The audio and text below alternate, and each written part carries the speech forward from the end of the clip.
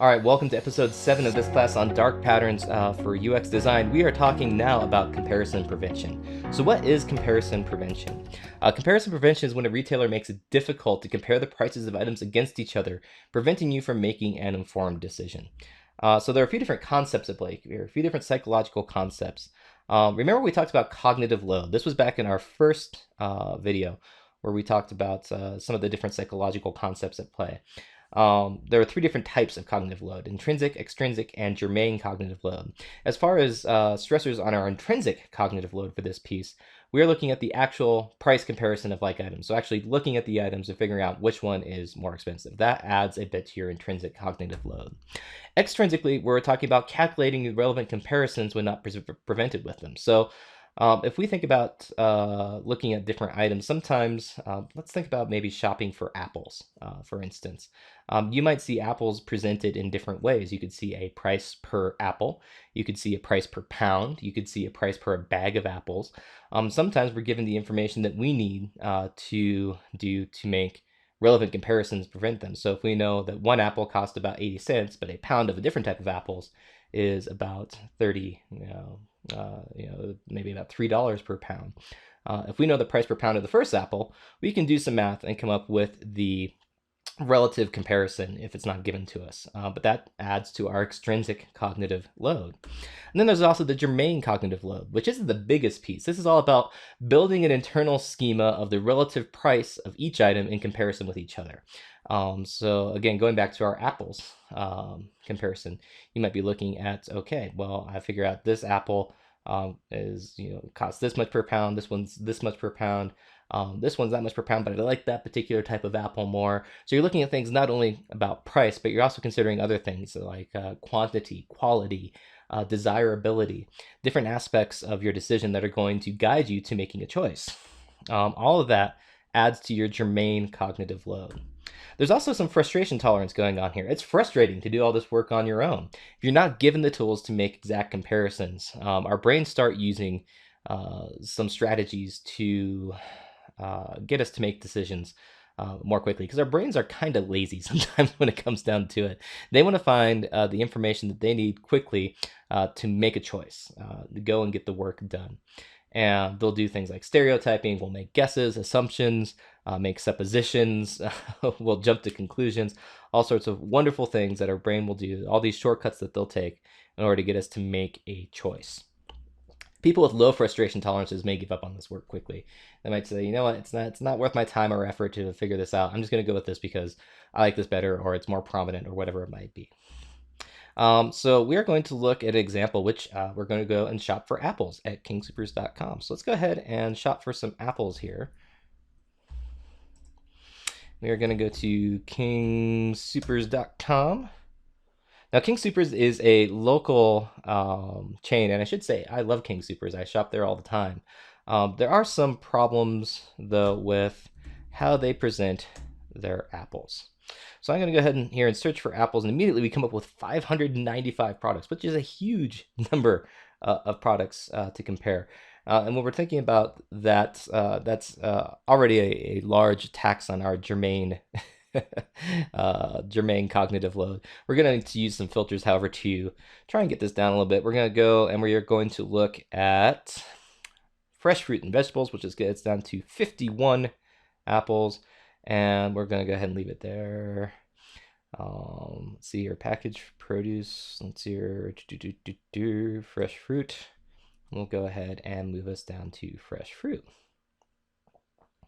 All right, so let's take a look at how King Supers is doing this. And they've actually done some work to make this better. I should say there are some inherent problems with apples in particular that make selling them difficult, but they haven't handled this particularly well. So what we see here is a list of different apples. So apples come in a lot of different varieties. There's Honeycrisp, Opal, Granny Smith, Fuji, listed just across the top here. So if you're trying to root through this and look at just the different type of Honeycrisps, you might want to refine your search terms.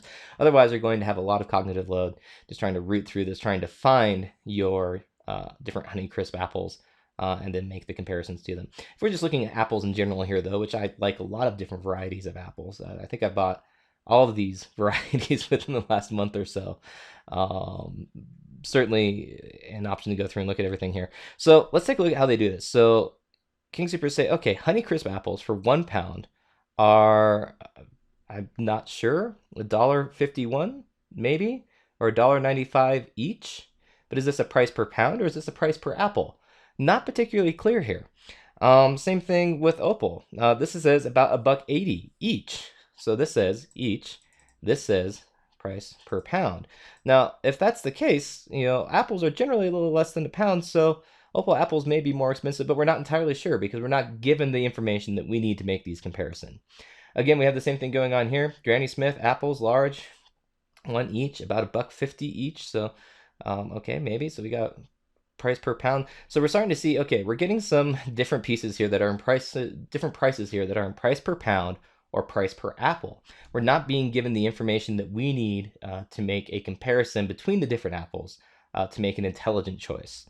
If we continue to look down, things get even worse when they start throwing in things like these bags of apples. Okay, so now we have this Kroger Honeycrisp apple pouch, which is 3 pounds for $4.99. Now you go, wait a second.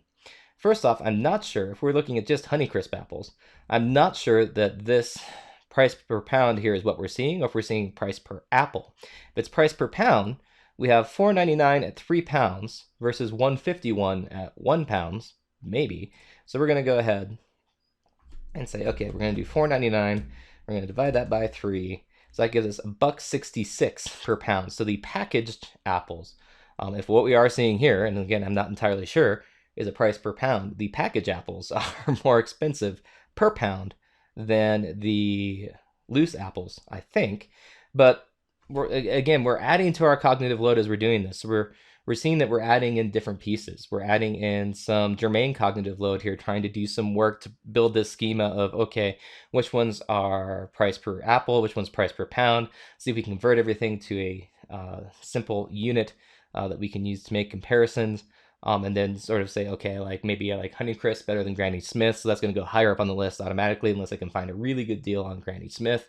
We're having to go back and do math to try and figure out relative comparisons of price per pounds. And some of these, we don't even know if we could make a price per pound comparison.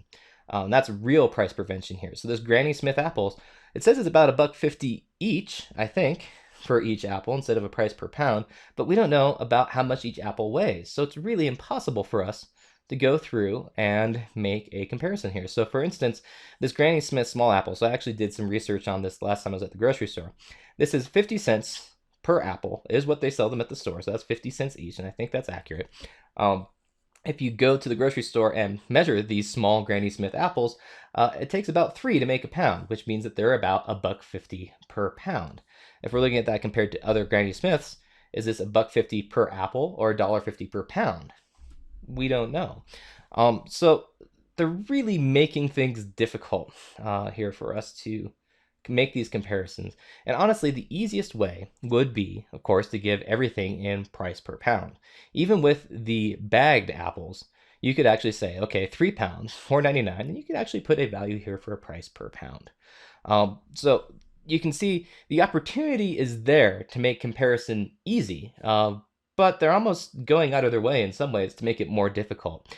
I want to jump back to one of the 3 rules that we talked about in terms of whether or not something is a dark pattern here. The first is, something has to be intentionally designed. And we talked about Hanlon's razor, which is never assigned to malice that which is adequately explained by stupidity.